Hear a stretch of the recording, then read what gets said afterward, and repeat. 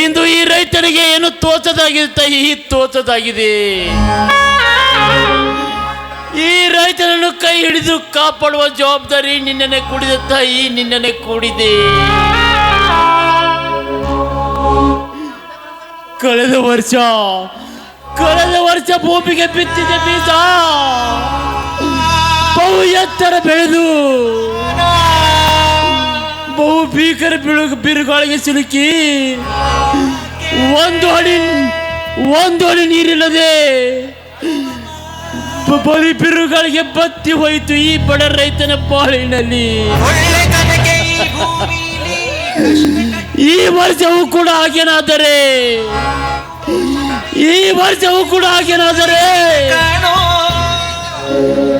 ಈ ರೈತ ಬ್ಯಾಂಕಿನಲ್ಲಿ ಮಾಡಿದ ಸೂಲಕ್ಕೆ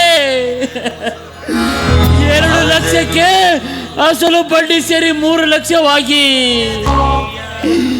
ಈ ರೈತ ಸಾಲಕ್ಕೆ ಸೂಲಕ್ಕೆ ಸಾಯಲು ಸತಸಿದ್ಧ ತಾಯಿ, ಸತಸಿದ್ಧ.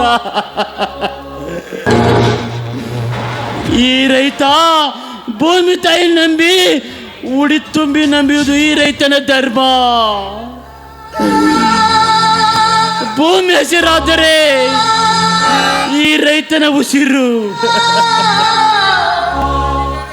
ಇಲ್ಲವಾದರೆ ಬಸಿದು ಹೋಗುವುದು ಈ ರೈತನ ರಕ್ತ.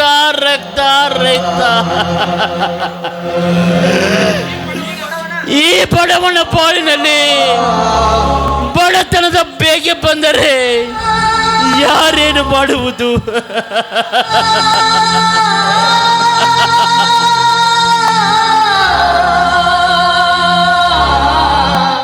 ಇರಲಿ. ಸೇವಂತಿ ಬುತ್ತಿ ತರುತ್ತೇನೆಂದು ಹೇಳಿದಳು.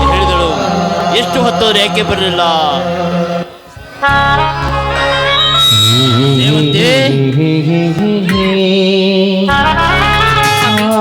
ಹೊತ್ತಾಗಿದೆ, ಬನ್ನಿ ಊಟ ಮಾಡಿದ್ರಂತೆ.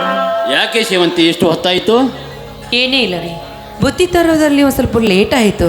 ಅದಕ್ಕಾಗಿ ನೀವು ಕೈಕಾಲು ಮುಖ ತೊಳೆದುಕೊಂಡು ಊಟಕ್ಕೆ ಕುಳಿತುಕೊಳ್ಳಿ ಬನ್ನಿ.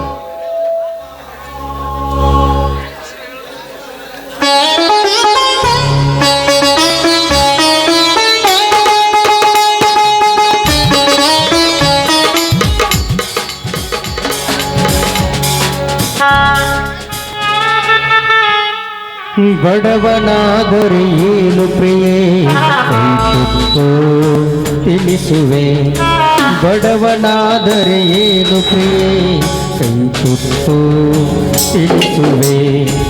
ಎದೆಯ ತುಂಬ ಒತ್ತಿಕೊಂಡು ಮುತ್ತು ಮಳೆಯ ಸುರಿಸುವೆ, ಎದೆಯ ತುಂಬ ಒತ್ತಿಕೊಂಡು ಮುತ್ತು ಮಳೆಯ ಸುರಿಸುವೆ. ಬಡವನಾದರೆ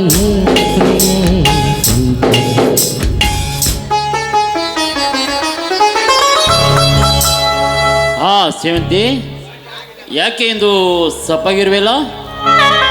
ಅದೇ ಸದಾ ಬರೀ ನಿಮ್ಮದೇ ಚಿಂತೆ ಆಗಿಬಿಟ್ಟಿದೆ ಸ್ವಾಮಿ. ಸೇವಂತಿ, ಅದಾವ ಚಿಂತೆ?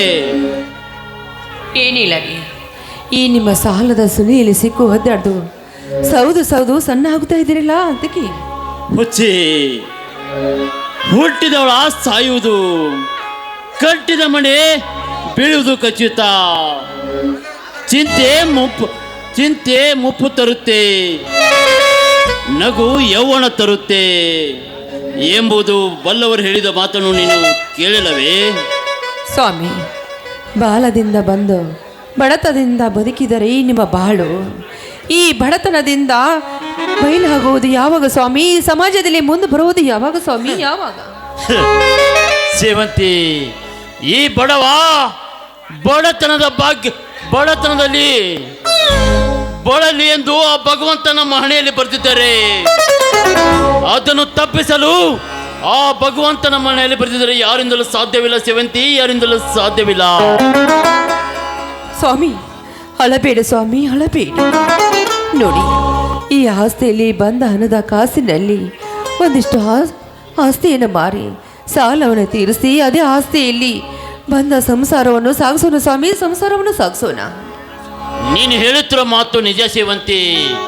ಆದರೆ ಈ ರೈತ ಬಿತ್ತಿದ ಬೀಜವನ್ನು ಬೆಳೆ ತೆಗೆದು ಆ ಬೆಳೆಯಲ್ಲಿ ತನ್ನ ಸಾಲವನ್ನು ತೀರಿಸಲು ಕನಸು ಕಾಣುತ್ತಿರುವಾಗ ಈ ರೈತನ ಉಸಿರೇ ಭೂಮಿ,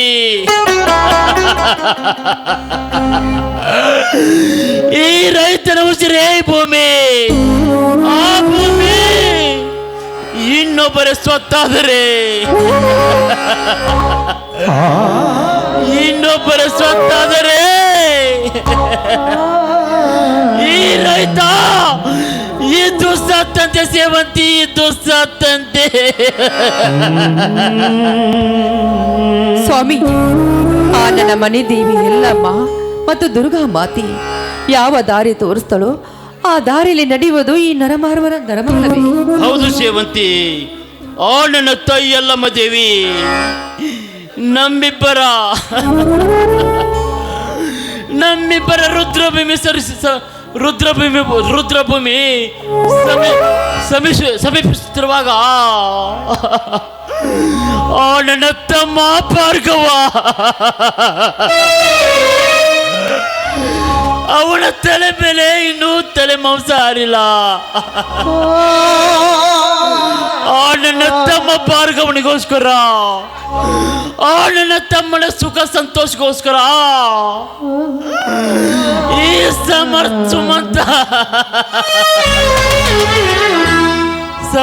ಸಮರ್ಥವಾಗಿ ಕಷ್ಟಪಟ್ಟು ದುಡಿತೇನೆ ಸೇವತಿ, ಕಷ್ಟಪಟ್ಟು ದುಡಿಯುತ್ತೇನೆ.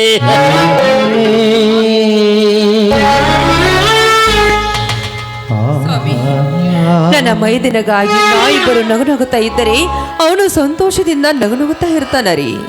ಇಲ್ಲವಾದ್ರೆ ನಮ್ಮಿಬ್ಬರ ಕಣ್ಣಲ್ಲಿ ನೀರು ಬಂದ್ರೆ ಅವನು ಕುಗ್ಗಿ ಹೋಗುತ್ತಾನೆ ರೀ. ನಿಜ ಸೇವಂತಿ, ನೀನು ಹೇಳುತ್ತಿರುವ ಮಾತು ಸತ್ಯ. ಆದರೆ ಆ ನನ್ನ ತಮ್ಮನ ಸುಖ ಸಂತೋಷಕ್ಕೋಸ್ಕರ ಈ ಸುಮಂತ ಎಷ್ಟೇ ಕಷ್ಟ ಬರಲಿ ಕೂಡ ಶ್ರಮಜೀವಿಯಾಗಿ ಸಾಯ್ತಾನೆ, ಶ್ರಮಜೀವಿಯಾಗಿ ಇರುತ್ತಾನೆ.